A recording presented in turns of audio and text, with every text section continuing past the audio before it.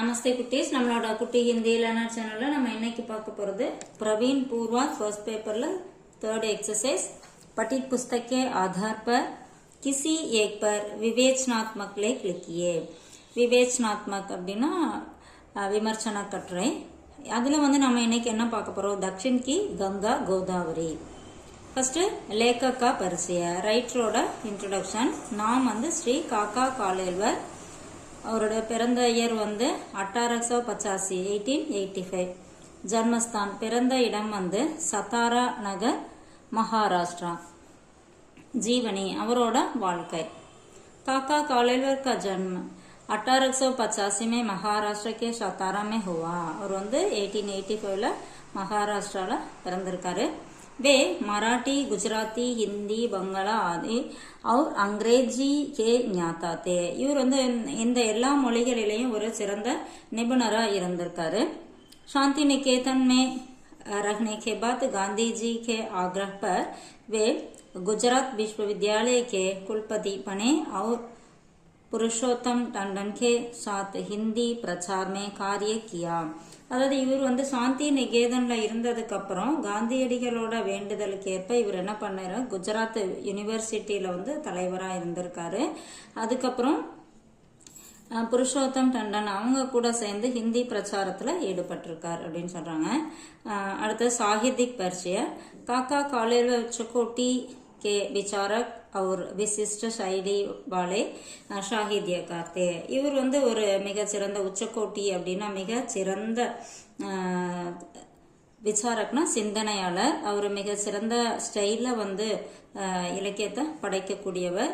அவரோட படைப்புகள் சராகனேனா ஒரு ஈடு எண்ணெய் இல்லாததா இருந்தது. அதுக்கப்புறம் மிக முக்கியத்துவமா மற்றவங்களை ஈர்க்கக்கூடியதாகவும் இருந்தது அப்படிங்கிறாங்க. ரச்சனாயே स्मरण यात्रा, उस पार के पड़ोसी, लोक माता, सूर्योदय का देश आदि இதெல்லாம் அவருடைய படைப்புகள். அடுத்தது निबंध परिचय. दक्षिण की गंगा गोदावरी नामक अपने यात्रा विवरण में काका कालेलवर उन नदियों की विशेषता का சுந்தர் வர்ணன் பிரஸ்துத் கர்த்தே ஹே. அதாவது தக்ஷின் கி கங்கா கோதாவரி அப்படிங்கிற கட்டுரையில இவர் யாத்ரா விவரணம், பிரயாண குறிப்பு, அதுல இவர் என்ன சொல்லியிருக்காருன்னா நதிகளோட சிறப்பு அப்புறம் அதோட அழகான வர்ணனையை இதுல கொடுத்திருக்காரு.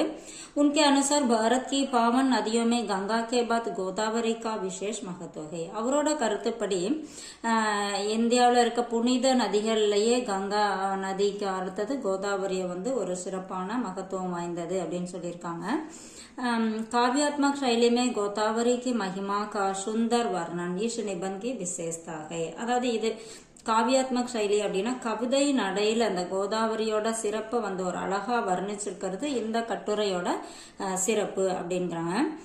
தக்ஷின் கி கங்கா அதாவது தென்தேசியோட கங்கா. उत्तर भारत में गंगा जैसे महत्ता दक्षिणी में गोदावरी को प्राप्त है. அதாவது உத்தர் நார்த் இந்தியாவில் எப்படி கங்காய் போன்ற ஒரு சிறப்பு வாய்ந்த நதி தான் இந்த தென் பகுதியில இருக்கக்கூடிய கோதாவரிக்கோ பிராப்துகை, அதுக்கும் அந்த சிறப்பு கிடைச்சிருக்கு, அதாவது கோதாவரிக்கு அப்படின்னு சொல்றாங்க.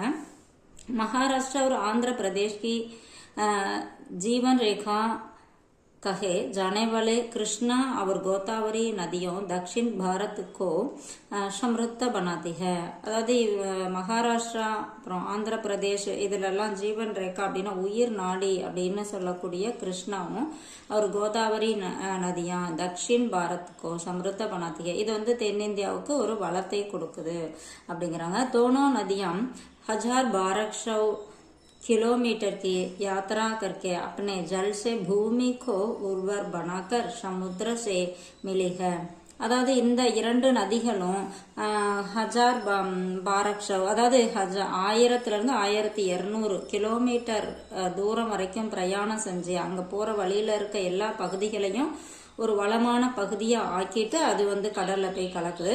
गोदावरी का विस्तार विशाल है और इसका महत्व नील नदी से भी அதிக பத்தாய கயா. அது கோதாவரியோட அந்த பரப்பளவு ரொம்ப அகலமானது. இதோட சிறப்பு நைல் நதியை விட அதிகம் அப்படிங்கிற மாதிரி சொல்றாங்க. நைல் நதி மிக சிறந்த நதி, அதை விட இது அதிகமா சொல்லப்படுது அப்படிங்கிறாங்க. அடுத்து கோதாவரிக்கு மகிமா, கோதாவரி நதியோட சிறப்பு. रामायण में गोदावरी के विशेष उल्लेख मिलता है. அதாவது ராமாயணத்துல கோதாவரியை பத்தி மிக சிறந்த குறிப்புகள் வந்து இருக்கு. ஸ்ரீராம் சீதா और लक्ष्मण ने इस तट पर சுகே க்ஷன் பிதாயா. அதாவது ராம் சீதா அப்புறம் லக்ஷ்மணன் இவங்கெல்லாம் அந்த ராமாயணத்துல வந்து இந்த கடற்கரையில நல்லா ஹாப்பியா இருந்திருக்காங்க. सीता वियोग के बाद श्री राम का दुख भी यहाँ प्रकट हुआ. சீதா வந்து ராவணன் தூக்கிட்டு போனதுக்கு அப்புறம் அந்த பிரிவோட வழியும் இங்க வந்து அவர் வெளிப்படுத்தியிருக்காரு. इस नदी से जुड़ी एक कथा इसकी पवित्रता और महिमा को दर्शाती है. இந்த கதையோட இணைந்த இந்த கங்கை நதியோட புனிதமும் சிறப்பும் வந்து இதுல வந்து நம்ம தெரிஞ்சுக்கலாம் அப்படின்னு இது நமக்கு வெளிப்படுத்துது அப்படின்னு சொல்றாங்க. அடுத்தது संपूर्ण कला अर्थात मुलु अलगु. गोदावरी की संपूर्ण कला भद्राचल से राजमुंद्री तक अत्यंत मनोहर देखी जा सकती है. அதாவது இந்த கோதாவரி நதியோட அந்த முழு அழகையும் நம்ம எங்க பார்க்கலாம்னா பத்ராச்சல்ல இருந்து ராஜமுந்திரி வரைக்கும் இருக்க எல்லா இடத்துலயும் நம்ம இதோட அழகை வந்து நம்ம பார்க்க முடியும். इसका पाट 150 மீட்டர் தக் சௌடா தா. இதோட பரப்பளவு வந்து 150 மீட்டர் அகலமா இருக்கு அப்படிங்கிறாங்க. उसके बाद और गौतमी गोदावरी दूसरी ओर वशिष्ठ गोदावरी और बीच में द्वीप समेत कई प्रदेश को यहाँ हरा भरा बना देती है. அதாவது இந்த நதி வந்து ஒரு பக்கம் வந்து கௌதமி கோதாவரி, இன்னொரு பக்கம் வசிஷ்ட கோதாவரி, அப்புறம் அதுக்கு இடையில வந்து இந்த தீபங்கள் இது சில தீவுகளோட சேர்ந்து இது என்ன பண்ணுது எல்லா பகுதிகளையும் அந்த தீவுகள் மேலும் அங்க இருக்க எல்லா பகுதிகளையும் பசுமையா ஆக்குது.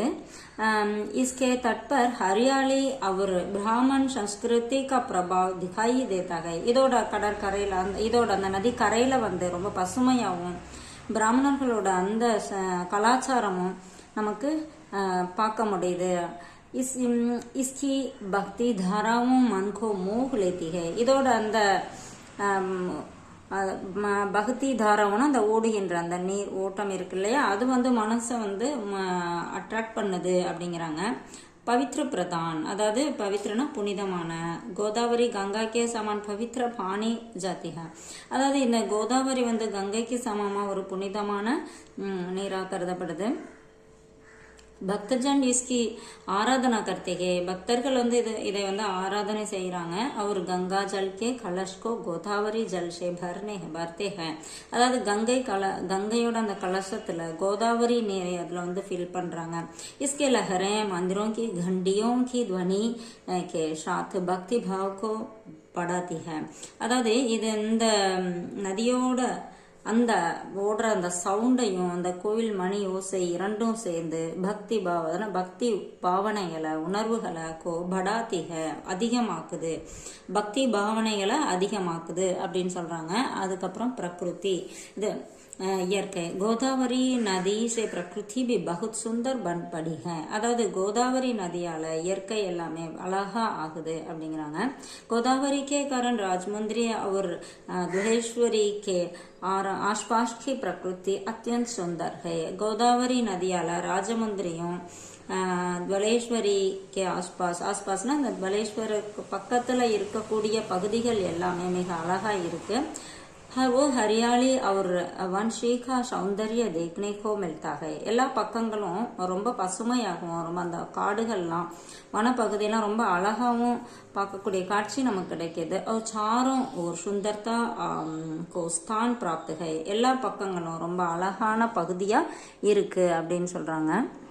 அடுத்தது மாதா. கோதாவரி கோ மாதா கே சமான் பூஜ்ய மானா ஜாத்தா है. கோதாவரி நதியை வந்து கோதாவரி தாய் அப்படின்னு சொல்லிட்டு நம்ம வணங்குறோம். ராம் சீதா லக்ஷ்மணன் और ஜட்டாயு கோ इसने मातृ स्नेह दिया. இந்த கோதாவரி தாய் வந்து இவங்க எல்லாத்துக்கும் ஒரு தாய் பாசத்தை கொடுத்தாங்க அப்படிங்கிறாங்க. इसकी कृपा से रावण का नाश और राम राज्य की स्थापना संभव हुई. अதாவது இந்த இவங்களோட கருணையினாலதான் ராவணனோட அந்த முடிவு ராவணன் வந்து நாஸ்னா அழிவு ராவணனோட அழிவுக்கும் ராமராஜ்யத்தை வந்து உருவாக்குறதுக்கும் பாசிபிளா இருந்தது इसके जल में अद्भुत शक्ति है, यह भारत का गौरव है. இந்த தண்ணியில அந்த நீர் கங்கை நீர்ல வந்து ஒரு அற்புதமான சக்தி இருக்கு, இது வந்து இந்தியாவோட கௌரவம் அப்படின்னு சொல்றாங்க.